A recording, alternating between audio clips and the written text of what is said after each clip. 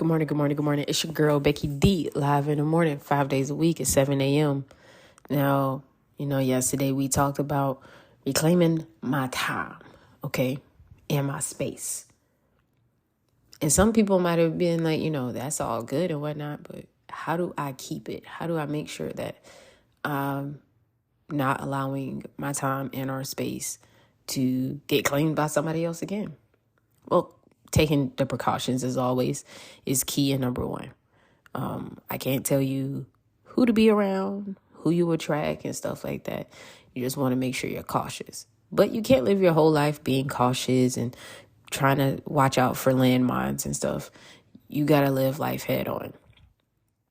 So with that being said, you do want to also remember that, life is supposed to be about mistakes. And no one person can get it correct. I was talking with my students on yesterday about the current events that are happening in the world because they're on social media like all the time. And I know they see it and I know they hear it and they don't know how to talk about it or who to talk about it with. So I allowed them that space to talk and to vent and to rant and to rampage. And someone pretty much said it. They were like, but if we continue to do the same things, are we really learning? And I said, no, we're not.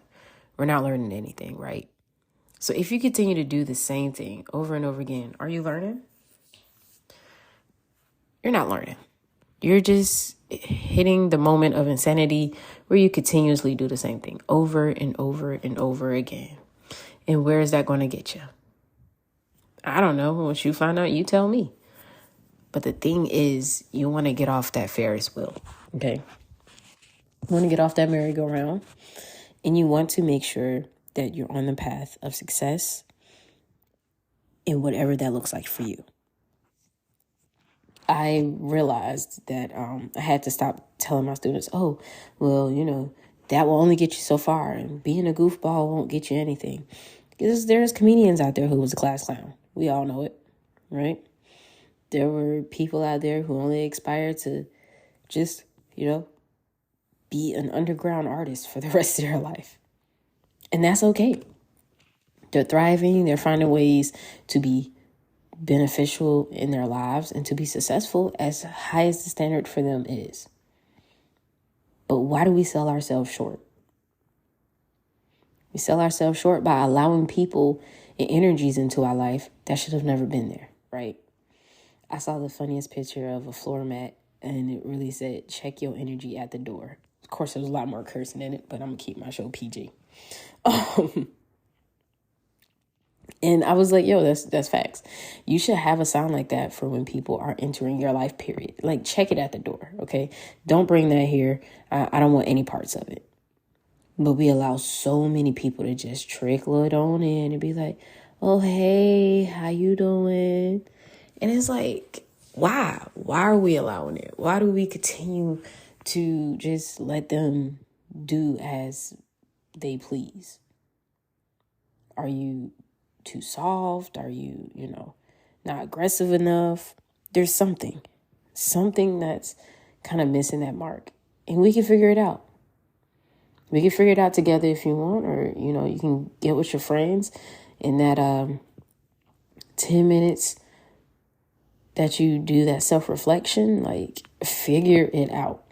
But something has got to give. We cannot continue to let insanity come before us. Because if we continue to let people with no good intentions, with ill intentions, constantly come in and out of our lives, it starts to weigh us down. It starts to hurt us more. Okay? And then you just sitting there hurt all the time. Nothing changing. And that's not good for anybody. So it starts with you. Excuse me. You have to be the one looking in the mirror going, hey, why? Why are we doing this to ourselves? Why do we keep doing this to ourselves? What are we going to do different this time, right? How are things going to be different this go around? Where can we start to change the narrative and make sure that there's no more of this being allowed inside of our lives? You ask yourselves those questions and you really physically answer them. Even if you have to stare in a mirror, you might start crying. It's okay to cry. Let those emotions out. But the thing is, you want to make sure that you are getting the answers that you need from you. So realistically, to answer that all in a nutshell is pretty much doing a self-check, a reality check, and then a self-esteem check. And say, hey, I've checked all these boxes. Where do I go now? What do I do next? And like really talk it out. Like really. And just say, you know what? Maybe I can, make sure I don't associate myself with certain places. Because maybe you met all your people at one location, right? Like a particular bar that you go to or something. Or, maybe you need to find a new gym or a new area to go to. Or if you go to those same areas, just know like, hey, I have a type and maybe I need to stop going after my type. Okay. There's so many different things and aspects that you can look at in order to yield the results that you're seeking. But unfortunately, I'm not the one that can help you. Mama can't help you. Daddy can't help you. Grandma, auntie, uncle, cousin, brother, sister, all of them, they can't help you. Only you can help you in this situation. And I'm so sorry. I know it sucks and it's miserable, but you are the one responsible for changing the things in your life. All right. You can pray, you can meditate, you can fast, whatever you need to do. But do it so that way you get the clarity and understanding of what's going on in your life so you can truly change it. As always, you guys, my name is Becky D with Becky D in the Morning, and I will be talking with you all tomorrow morning.